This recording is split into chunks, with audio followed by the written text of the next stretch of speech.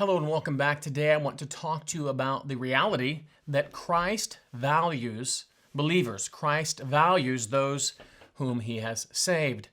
And one way to help us think about this is to think, all that Christ did as a mediator, from him coming down to earth and all that he did as the mediator was for the saints.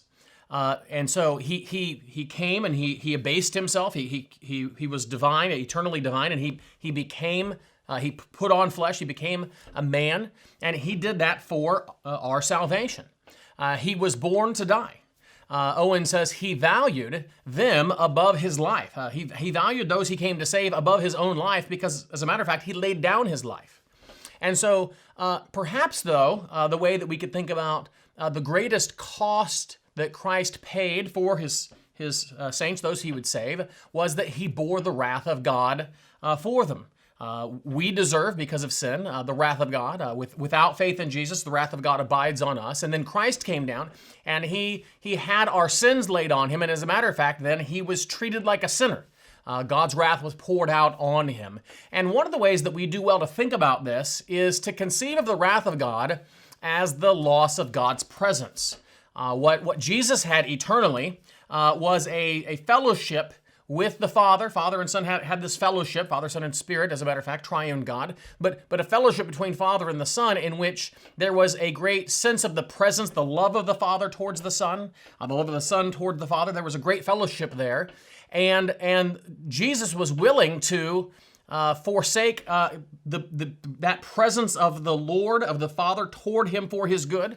He lost a sense of that presence as he was undergoing the wrath of God. And Owen explains, a man would not for 10,000 worlds be willing to undergo that which Christ underwent for us in that one thing of desertion from God. So there's a sense when we describe the wrath of God, in a sense, the Lord deserted Jesus, as it were, removing his presence, as it were, from him. And this was a terrifying thing, a terrible thing for Jesus to undergo, and he underwent that for our salvation. Owen further then says, it is impossible there should be any greater demonstration or evidence of love than this, right? There's no way that Jesus could show the way he values us, the way that he loves us. There'd be no greater way for him to show us that than to undergo what he did, again, in his death, in undergoing the wrath of God for us. And what Owen, again, then is getting at is the value that Christ puts on the saints.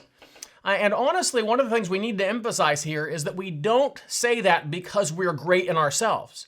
As a matter of fact, by nature, we are children of wrath. By nature, we are sinners. We are the enemies of Christ. Christ died for us while we were yet sinners. Nevertheless, yes, we don't deserve his love, yet he sets his love on us, his great love he sets on us, and he actually values us. He values us as his children, as his saints. And Owen again says, for one to part with his glory, his riches, his ease, his life, his love from God, to undergo loss, shame, wrath, curse, death for another, is an evidence of a dear valuation. So again, if you want to consider how much Christ values you, Christian, just think about the shame that Christ underwent. Think about the wrath he underwent. Think about the curse he underwent. Think about the fact that he would be willing to die for you. And when you think about all of those things, don't doubt the fact that he values you. He cares about you. He loves you.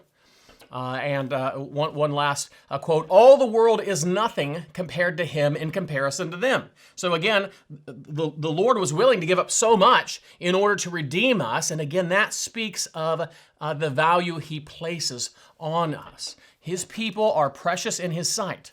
Isaiah 43:4 teaches that. And so what Owen is getting at then is that there is not the meanest, the weakest, the poorest believer on earth, but Christ prizes him more than all the world besides. So again, you may think, well, I see how Christ values that pastor or that, faithful woman in the church, but I can't see how he values me. But it's not true that he doesn't value you. He does value you.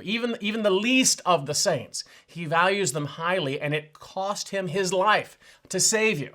So again, we do well to meditate on how Christ values us, so that we might feel that we are valuable. And it doesn't matter if our neighbors think we're valuable or if our coworkers think we're valuable. The Lord of the whole universe thinks that you are valuable, and he valued you enough to die for you. And so you are valuable, and you ought to find your identity in that. And then also, the consideration of Christ's great love for you should warm your heart so that you would love him, right? He values you. We should value him. And as a matter of fact, we should treasure him above all else. And I hope this thought on the way that Christ values you will help you to value him and to love him deeply.